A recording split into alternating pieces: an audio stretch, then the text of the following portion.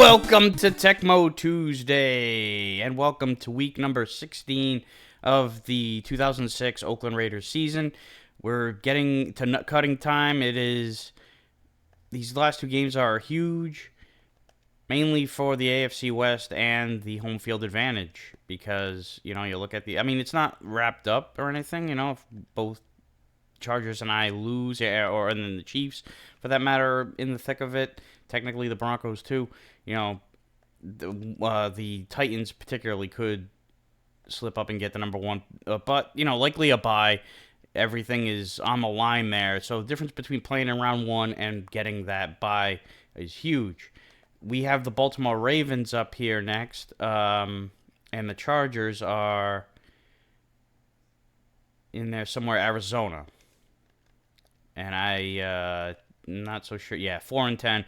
Not really counting on that game to go in our favor. So it's really, we got to win, because I'm expecting the Chargers to win that game. Anyway, we don't need to auto skip because we're right there. And here we go. Week 16.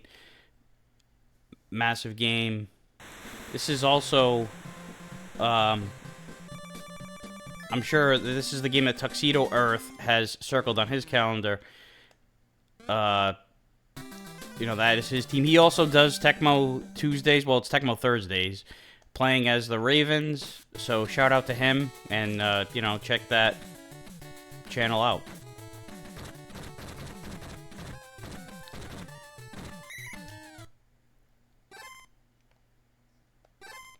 All right, not the best coverage of all time, but... Oh, they have Air McNair.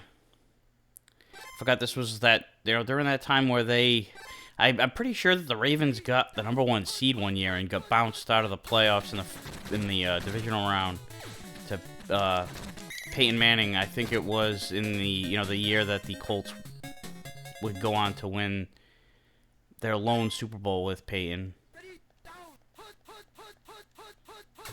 It's not the play I called, I can already tell because of the shotgun. Alright, nice block.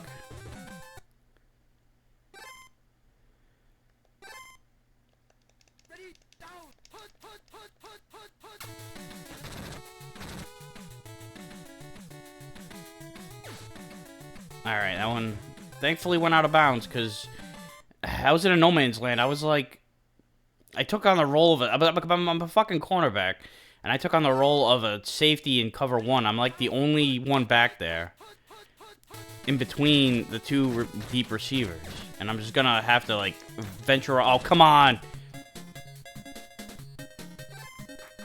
Yeah, that's not good. That he's doing those jumping catches. That means he's gonna be tough to stop. Ugh. Anything that gets thrown his way is probably gonna get caught. I'm pretty sure this is Jamal Lewis running the ball here.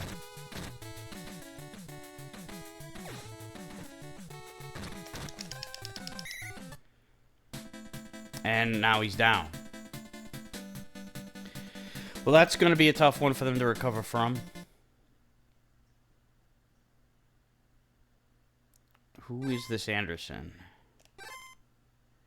Well, whoever he is, he's going to be the one in there, and we're not going to take him lightly just because he's the second, stringer. Oh, God. All right, I thought he was going to break free from that. All right. No, don't tell me he got this. Damn it, he got this. That was really close. It was tough to tell on the, during the real time.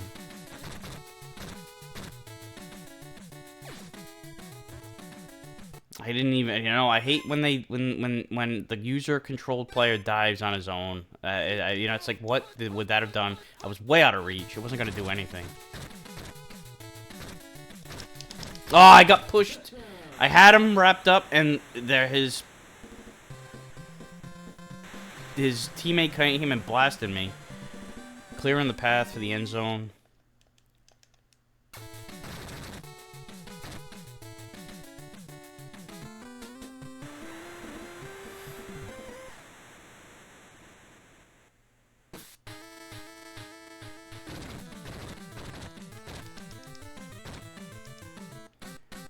Alright, broke 2 tackles. Got into friggin' Ravens territory. Yeah, so Lamont Jordan's still out.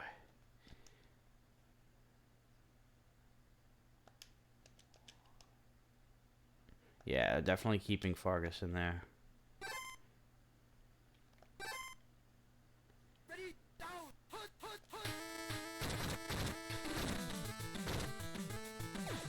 Oh no. Ugh, that was scary. Those guys were close.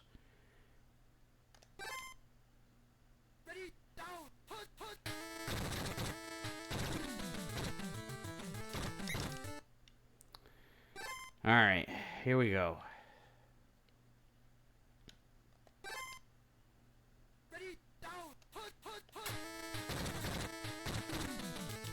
Oh no, I'm short. Alright.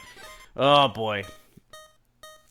I'm in kind of a no man's land. Janikowski could blast this, but it's still a long field goal, and it's such a short field to work with. I'm going to go for it.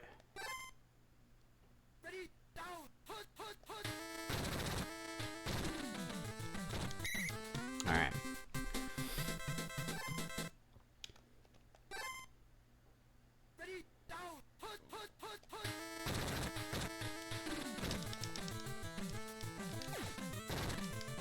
All right. That was tight. Narrowly avoided the sack, and the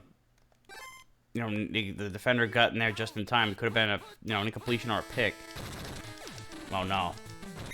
And a fucking diving catch in tight coverage. I mean, that was all the pressure. I was trying to throw it to the tight end there.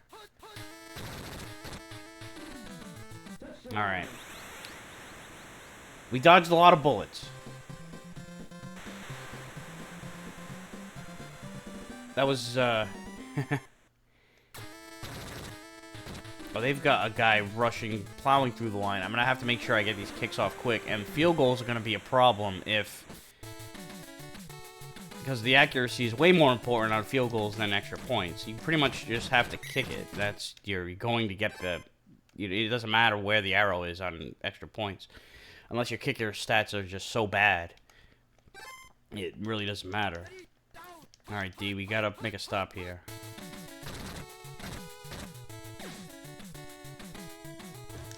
Oh, phew. Just about got over there in time. I mean, it was still a step behind. I think that if it was put on him a little bit more, they would have caught that. Alright, here we go. And a nice loss of yardage. 3rd and a mile. Let's not let them convert this. Alright. We held them. So we're going to get some nice field position here, in theory. I mean, the punters can blast these fuckers.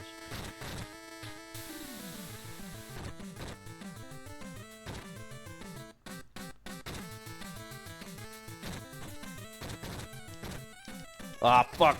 Alright, well, I actually now avoided all that shit. And yes, we do get really nice field position. That was a little bit of an adventure, but we got to the 30-yard line.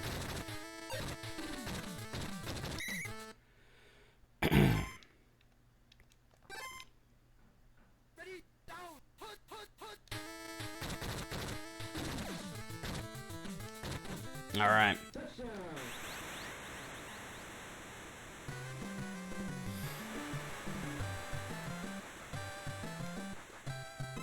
Left some time on the clock, but that's alright. You know, I just wanted to get in the end zone. The ideal situation there in the 2-minute drive, whatever, is to score with no time left or very little. And then get the ball to start the second half. But, at the same time, we started the ball at the 30. You don't want to just take your time too much, get overly conservative, and miss out on getting in the end zone to begin with. So, that was just a case of seizing an opportunity. And you're not going to complain about scoring 7 points. It's just, it wasn't the most ideal. Oh, shit. Especially we got this shit going on where This guy's making leaping catches left, right, and sinker. There's another one. Son of a bitch. Do not... This is not... And this is the other Mark Clayton. They're gonna have to kick this, right? Yeah. It's 17 seconds.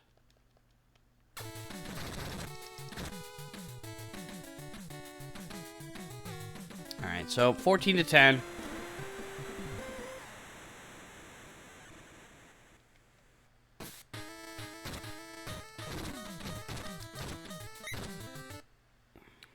Alright, I'll just throw one for the end zone for the hell of it.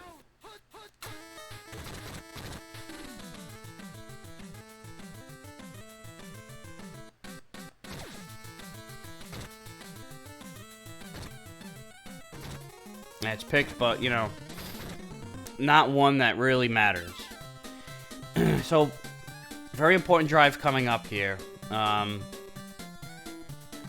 So far, the offense has been good. The first drive was, you know, it was threading the needle with some of those plays. The second drive, we had really good field position to start. And Stover's going to have another shitty kick here, so... Alright, let's just hoping we didn't fumble there. It seems like fumbles happen more often than not. The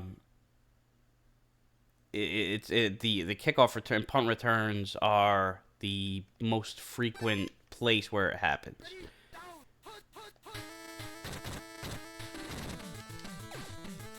Or it might just seem that way because of how devastating it is to lose a fumble in that situation. But it does... Especially since they get returned for touchdowns as often as they do. Or just set you up, like, you know, inside the 20 and shit.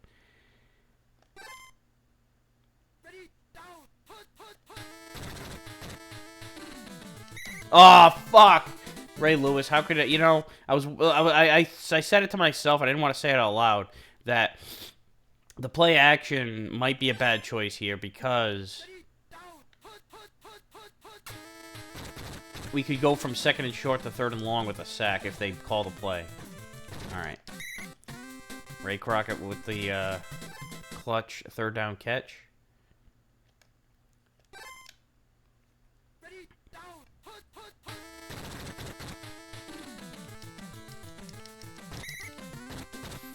Another gutty first down for Fargus.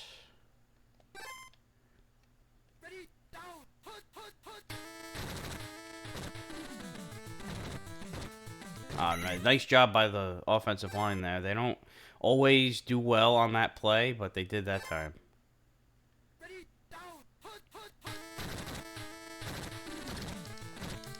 And Crockett pushing guys out of the way. Let's let him finish what he started here. That one wasn't easy, was it?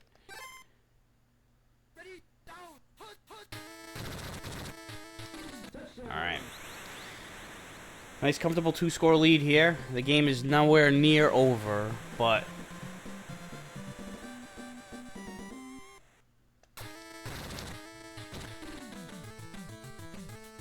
again, very important to get the 21-10 lead as opposed to the 17-10 lead. A lot more pressure gets put on your defense with that. Good job by the coverage team for the most part today too. They haven't kept them. There's been no big returns or anything, and kept them inside the 20 for the most part. All right. The biggest weapon usually it's the running game. You know, we usually get run over when shit happens. Oh god, I was just gonna say don't let it happen here where I eat my words and then they break a big run. But Mark Clayton, no relation to. The original Marx Brothers, Mark Clayton from Miami fame.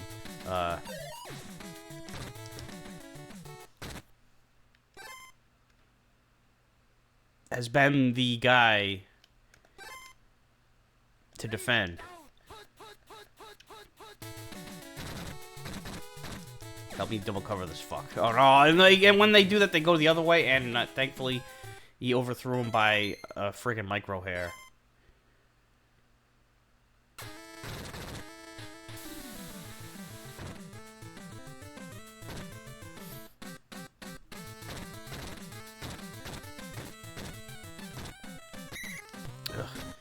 I was trying to get out of bounds. I was like, you know, this is not the time to fumble. I'll just take the out of bounds, and I was doing too much dancing around back there. It worked before, but not this time. And a big run for Fargus. He's been like a solid contributor, not usually getting big plays like that, but that was a nice chunk. Oh no! And a Curry again with the catch and tight coverage. Damn.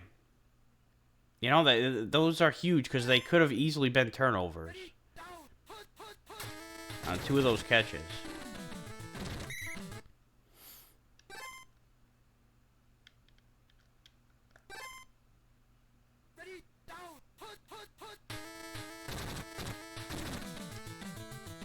Oh no!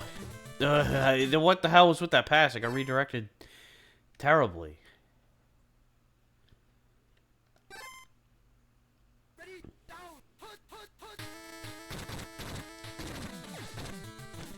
Alright. Keep moving the chains.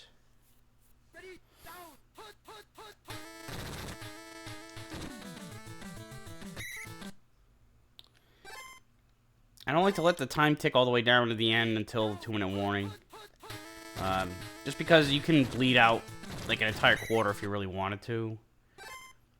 It was always like a handshake agreement that I had with my stepdad when we played Madden. Shit. Oh, what a fucking play that was.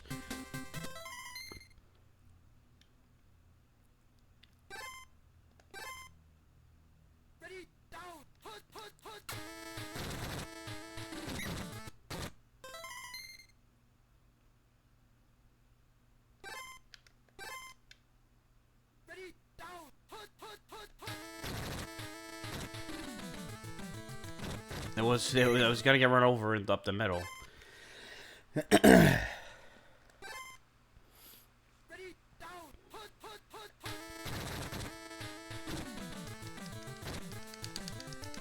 Oh, he tried so hard to get that. I'm going for it. I'm trying to put the game away now.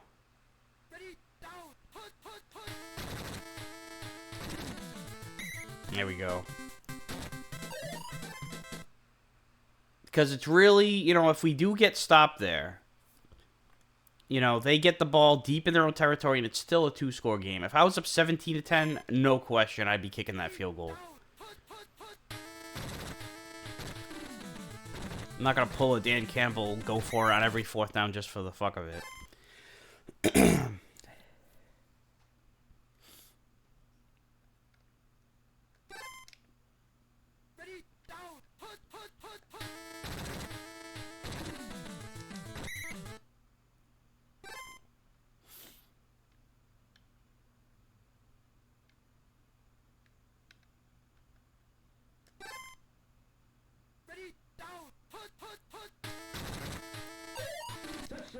And Crockett with the touchdown to put the exclamation point on it.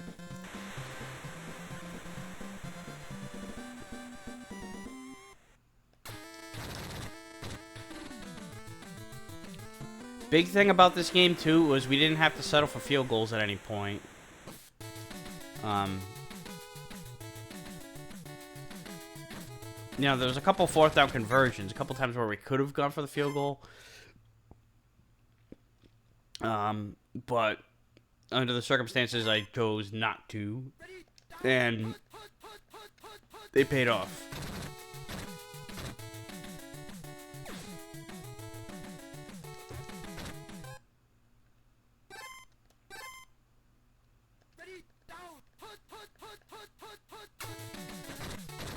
You get a safety too? Nope, just a block pass. Alright, last play of the game very likely here.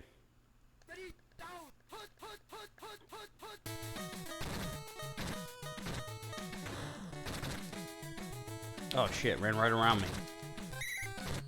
And I ran right around him. So that was a huge game. Big game for the defense. Fargus had a good game. 81 yards. Just like, you know, for the most part, just got just enough yards on all his carries. Filled in very well in place of Lamar Jordan. We kept them throwing, and Air McNair, despite having Mark Clayton with a really good day, you know, they just couldn't finish drives where we were able to get in the end zone more often than not. So, very solid game and a very important one in a very important spot. Let's see how the rest of the NFL goes. All right, so Cincy lost to the Houston. Panthers beat the Skins. The Jaguars lose to the Chiefs. The Broncos beat the Steelers. Giants lose to the Rams. Falcons get beat by Philly. Arizona beat San Diego in overtime. That was what we needed. Holy shit.